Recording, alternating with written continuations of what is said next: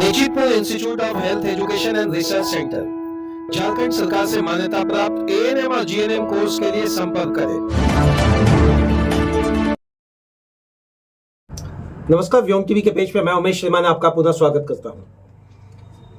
इन दिनों झारखंड में बोकारो विधानसभा को लेकर चर्चा और बाजार गर्म इस बात का था कि माननीय विधायक वहां के जो श्वेता सिंह जी हैं, उनकी विधायकी रहेगी या जाएगी। जिस तरीके से उन पर PAN card, voter ID card, इन सारी चीजों को लेकर बात स्पष्टीकरण के साथ रखा गया, जांच टीम से ये बात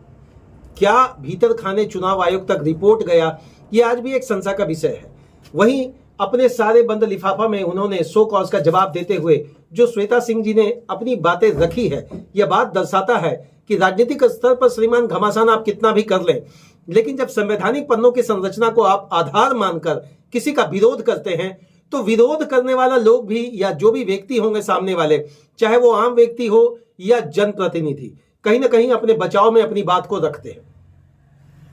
क्या आपके मन में चल रहा वहां हो सकता है उपचुनाव? मैंने देखिए बहुत सारे एपिसोड में आपको पहले ही बताया था, इतनी आनंद फानंद करने की जरूरत श्रीमान नहीं है। संवैधानिक संरचना के अंतर्गत चीजों को खंगाला जाएगा और शो कॉज करने के बाद चीजें जो अपडेट तरीके से उन्होंने आंसर दिया है, क्या उससे चुनाव आयोग की टीम संतुष्ट हो गई है? क्योंकि इन दिनों माननीय विधायक जो श्वेता सिंह जी हैं, वो दौरे पर हैं, वो आम लोगों से मिल रहे हैं, समस्याओं का समाधान कर रहे हैं। अब जब तक उन पर उंगली उठी हुई है, श्रीमान आम आदमी टोका टिप्पणी कर सकता है, आलोचना का वो शिकार हो सकते हैं। राजनीतिक प्रतिद्वंदिता के तहत जो विपक्ष की पार्टियां हैं, उनको घेराबंदी कर सकती है, नया समीकरण लाने का प्रयास किया जा सकता है। लेकिन बात वही होती है कि जो कानून कहता है, कानून से बिफरे आप रह नहीं सकते। कानून के पन्नों को जो समीकरण बनाकर आप बिना जाने अगर टोका टिप्पणी करते हैं, तो थोड़ी जल्दबाजी आपको जरूर नजर आएगी, और यही जल्दबाजी सोशल मीडिया का पेज पर दिखने लगा।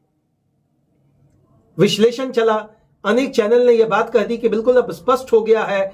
माननीय एसडीओ महोदय की तरफ से जो रिपोर्ट जाएगा डीसी साहब को, डीसी साहब के साथ जो जिला आयोग को जाएगा, जिला आयोग से राज्य आयोग को जाएगा, राज्य से चुनाव आयोग, केंद्रीय चुनाव आयोग को जो भेजेंगे, श्रीमान ये सारी चीजें जो प्रक्रियात्मक ढंग से जो की गई होगी, उसमें इस बात का विशेष ध्यान रखा गया होगा कि चुनाव आयोग की जो धाराएं हैं, जिसके अंतर्गत चुनाव की प्रक्रिया को संपन्न की जाती है, चाहे आप आय से अधिक की संपत्ति की बात कर लें, या 4 वोटर की बात कर लें, वोटर लिस्ट में नाम की बात कर लें, या 2 पैन कार्ड की बात कर लें, ये सब एक ऐसे जांच के विषय से गुजरेगा जहां अगर स्पष्टीकरण के द्वारा अगर माननीय विधायक जो श्वेता सिंह जी हैं, अगर उसका जवाब उन्होंने सुसज्जित ढंग से संवैधानिक धाराओं के समक्ष अगर दिया होगा, तो मुझे लगता है आप लोग या जो भी लोग ये जल्दबाजी में हैं, अब थोड़ा उनको बैकफुट में आना पड़ेगा।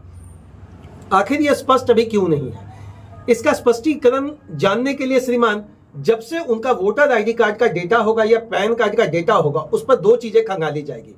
उस वोटर आईडी कार्ड का कहां कहां इस्तेमाल किया गया होगा, नंबर 1।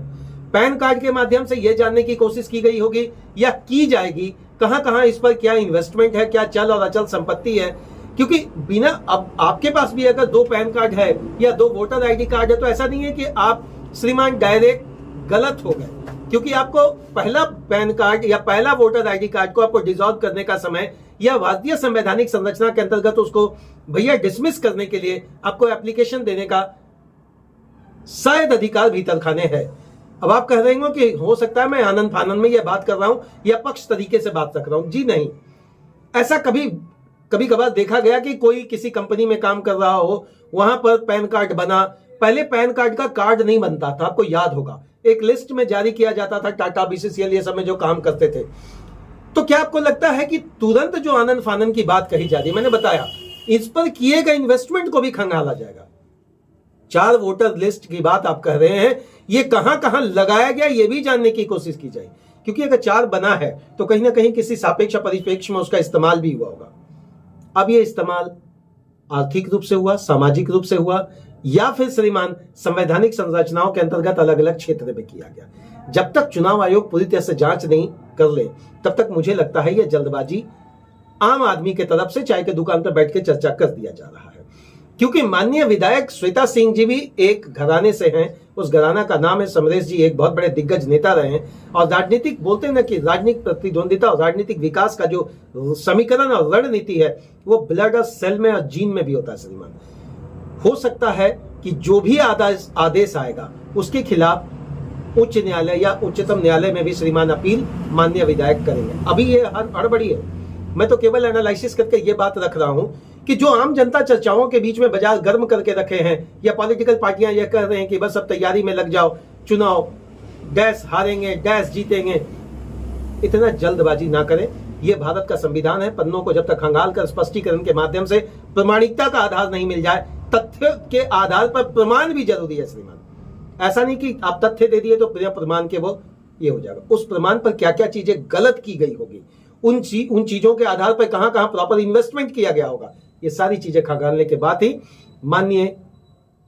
बोकारो के विधायक की कुर्सी शायद कोई हिला पाएगा।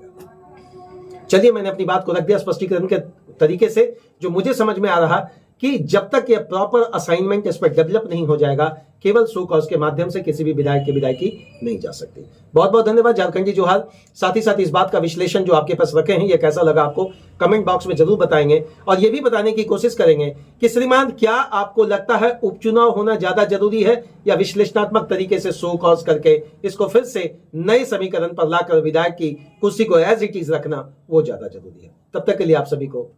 जय हिंद।